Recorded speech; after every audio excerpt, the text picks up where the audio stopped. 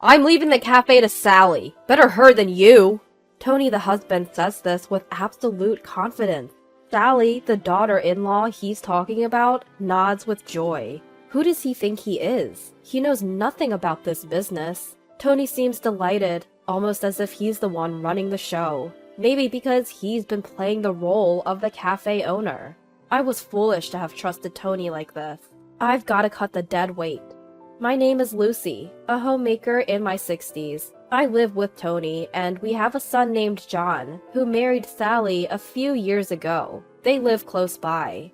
John and Sally are important to me, but there's something else that means even more to me. Our family cafe. We've inherited this business through generations, since the town was scarcely populated. We're the current owners of the cafe. The coffee we've been brewing for generations is loved by the locals. Some even ask me to teach them how to make it. Each time they ask, I feel thrilled, and it's almost a pity I can't share the secret. Running this cafe is like a sanctuary for my soul. It's comforting to be surrounded by just the right amount of customers, cook their orders, and serve them. This time is priceless, to say the least. But Tony and I have divergent feelings about the cafe. Tony does handle the administrative side of the cafe, but hardly ever shows up at the place. Why do I have to be at the cafe? Isn't that your job? He would say, essentially neglecting his duties. He's not the Tony I married. Back then, he was all in, saying, let's both work hard on running the cafe. I remember feeling so supported, but after a few months of marriage, Tony lost all interest in the cafe. He never showed up there and seemed to only care about the money it made. How much did we make this month? Can't be much coming from that old shop, huh? It was hard not to be angry when Tony laughed like that. But if I spoke up, I was sure we'd end up fighting. So I stayed silent. Tony was overly concerned about the cafe's earning, and when he learned how much we made, he tried to pocket it all for himself. The earnings from the cafe are for future expenses, so keep your hands off. Even if I told Tony that, he'd say, it's my shop, so I can take the money if I want to. Stop worrying about small stuff. And he'd take all the profits when I wasn't looking. Tony knew where I kept my banking card. Even if I hid it, he'd find it quickly and take whatever money I had. Thanks to this, I had no extra money left. Tony used all the cafe's profits as his play money and lived lavishly. We'll run this business together as husband and wife, he had said, but those words quickly turned into lies. It was unbearably painful. Please, I want us to manage our finances properly, I pleaded with Tony, but he never listened. Who do you think you are, getting all uppity? He'd scoff. My opinion was never heard, and I was forced to endure. Why, despite all my efforts, was I not rewarded? Why was I only met with suffering? No matter how much I thought about it, I couldn't find the answer. The only reason I hadn't given in to despair was because of the cafe. Going to the cafe and working helped me forget all my troubles. If I looked down, customers would notice right away and say, is something wrong? Want to talk about it? Though it was a relationship between the shop owner and customer, those words felt incredibly warm, and it was all I could do to hold back tears. I was resolved to protect this shop at all costs. I'll do whatever I can for this cafe. I swore this from the bottom of my heart, and that vow remains unchanged. To me, this cafe is the most important thing, and my only solace. Yet, relentlessly, the hardships kept coming. There was one more issue I had with Tony. It was how he treated Sally, my daughter-in-law. Sally, do you have enough money? We have some to spare, so don't hesitate to ask. Thank you, Tony. We're good. John is doing his best. Every month, our son and his wife come to visit us at home. John says it's because he worries about us being alone. From the moment John introduced us, Tony took a liking to Sally. He asked about more than just her career, her favorite type of person, hobbies, and how she likes to spend her holidays. I'm so happy someone as wonderful as Sally is marrying John. I hope we can be close, too. Tony was clearly smitten. The way he spoke gave it away. John noticed this and never intentionally let Sally get too close to Tony. Originally, the monthly visits were supposed to be just John. However, Sally insisted. Tony and his family are important to me too, so I want to be involved. As expected, now that Sally came along every month, Tony was overjoyed. Sally, is there anything you want? Our wedding anniversary is coming up, isn't it? Sally, do you have any free days this month? I found a great place, and I'd like to take you there. If someone as beautiful as Sally ran a cafe, customers would be thrilled. The way Tony pressed on made it impossible for Sally to feel comfortable. Really? That's so kind of you. Tony, you're such a nice guy.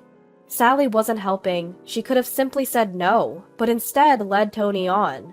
Once Sally responded positively, Tony didn't hold back. He piled on the transparent compliments and escalated his approach to her. Both John and I felt uncomfortable with Tony's behavior. Above all, John was having a hard time. The woman he chose was getting too close to his father. To give John a breather, we'd sometimes go to a cafe and work together, ignoring Tony's actions. But Tony would nullify all our efforts with his action. That day was also one when our son and his wife would visit. But Tony's demeanor was a bit different today. He frequently looked over at me, a serious expression on his face. "Just a moment, I need to talk to everyone here," Tony announced. His voice was so somber that we all sat down to listen. "I can't take it anymore." Tony began speaking as soon as he opened his mouth. "What can't you take?" John asked, and Tony let it all out. "Lucy's attitude is unbearable. She acts as if she owns the cafe, not letting me manage the profits. Even though I'm the one who owns the cafe, she looks at me as if I'm useless. It hurts me every time I see that. If Lucy doesn't change, I can't go on like this." I was shocked by Tony's words. Why did I have to hear something like that? Wasn't it Tony who walked out on the cafe we decided to run together? I held back my urge to confront him, seeing he still had more to say. Then Tony dropped a bombshell. "I'm giving my cafe to Sally. She's a better choice than you anyway." I blurted out, "What? Why would he make a decision about our joint cafe all on his own? Shouldn't he be consulting me first?" Meanwhile, Sally, who had been named as the new owner, looked thrilled.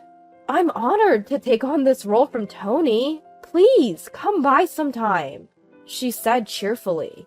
Observing her composure, I got the full picture. This had been her agenda all along. To steal my precious cafe. That was her goal. Why hadn't I seen this coming sooner?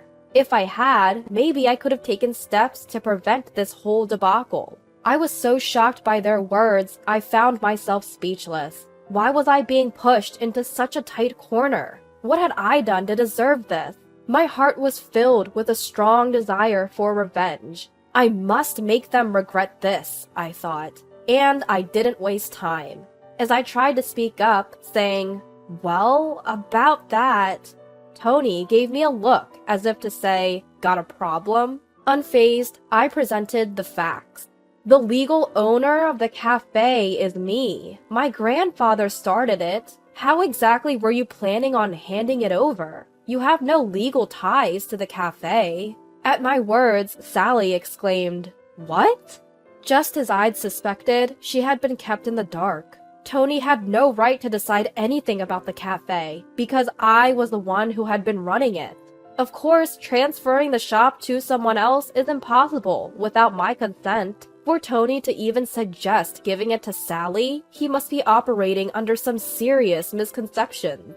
"You did say we were co-managing the shop, didn't you? Doesn't that make me part owner too?" "I did say that, and I even tried to transfer the title to you. But when I suggested doing the paperwork, you didn't want to, remember? That's on you." When we first got married, I had intended to give Tony ownership of the shop. But the one who refused was unmistakably Tony. Seeing Tony go pale as if he'd forgotten all that, I can't help but chuckle at him. When was the last time I saw Tony this deflated? But Sally stood up as if to defend Tony.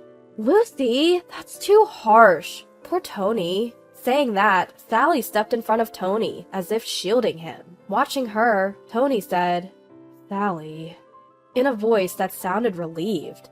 Tony was thinking of me when he did this, so please stop blaming him. Sally defends Tony with all her might. John looks at her as if he's dumbfounded. Are we done here? I ask, and John nods. Taking that as a cue, I retrieved an envelope from the bedroom. What's that? Sally and Tony look at me suspiciously, wondering what's inside. This contains evidence that backs up your relationship. Saying that, I spread the contents all over the table. Several photographs spill out. All feature Sally and Tony, clearly indicating their intimate relationship. You two were more than just in-laws. You had a romantic relationship, didn't you? As I say that, showing the photos, Sally glares at me, her face filled with rage. How can you be so cruel? Do you enjoy hurting people? Sally vehemently accuses me, and Tony joins in. What are you saying Sally and I did? We were just good friends. What's wrong with that? Looking at the two protest so vehemently, both John and I let out a big sigh. I started suspecting Sally and Tony's relationship 2 months ago. When I consulted John about the uncomfortably close relationship between the two, he suggested, why not hire a private investigator? So I tapped into my network of friends and hired an investigator to track their activities. It appeared that 2 months was plenty of time to gather substantial evidence. They weren't very discreet. The days he said he was away on solo trips, he was actually on romantic getaways. The money taken from the cafe was being used to buy her gifts. I deeply regretted not starting the investigation sooner. I first showed the findings to John. Upon seeing them, John became furious, and his feelings for Sally cooled. We agreed to keep these findings a secret for now, until a moment so definitive came that divorce felt absolutely necessary. Well, that moment had arrived. Sally, my feelings for you have waned. Let's get a divorce. John relayed this to Sally. Her face, once filled with anger, immediately turned pale. No way. This is a joke, right? Divorce? Over just this? Cheating is a blatant betrayal. I can't continue this marriage. With those sharp words from John, Sally crumbled weakly onto the floor. Tony, watching all this, wore a worried expression. Sally, it's okay. I'm here for you, even if John has abandoned you. Tony desperately tried to console a devastated Sally. Ignoring Tony, Sally's face continued to pale. But the revenge wasn't over. I had no intention of letting them support each other. Just so you know, we're getting a divorce too. Upon hearing this, Tony blurted out, What? And stared at me. Tony actually depended on me. He couldn't afford to get divorced. He had already quit his job and was living on a pension. Had he saved money while he was working, things would have been different, but spendthrift Tony had no financial cushion. The only reason he'd been getting by was because of the cafe's earnings. Contrary to what he said about it being an old cafe, it's actually one of the most popular spots in town now, bringing in good money. If we divorce, he would lose that income. In short, Tony's life would plunge further into hardship. Please, don't divorce me! I won't be able to cope! You planned on supporting Sally, right? I can't keep up with a Tony who cheats. My patience isn't endless. I had no obligation to show mercy to Tony, who was getting increasingly desperate. For years, Tony had continually betrayed me. I owed him no favors. That day, I was finally able to let go of the heavy burden named Tony. Though he resisted a lot, the divorce went through. At the same time, my son and his wife were also able to finalize their divorce. Both John and I sued Tony and Sally for alimony, and rightfully so. They'd been cheating. However, both of them resisted paying, claiming they couldn't afford the alimony. Well, that resistance turned out to be futile. Apparently, Tony now lives alone in an old apartment, abandoned by Sally. Sally is young. She probably planned to leverage her beauty and move on. But John wouldn't allow that. As soon as he contacted her parents, they took her back. She's now working her tail off to repay her parents, who covered the alimony. As for Tony, he didn't have the means to pay and ended up in debt. On my end, the reduction in stress significantly elevated my focus on running my cafe. With my newfound financial stability, I renovated the cafe and the atmosphere got rave reviews from customers. Sometimes John comes by and helps out with the business. Despite everything that's happened, John has always stood by me. I want to live the rest of my life with such a kind person as John.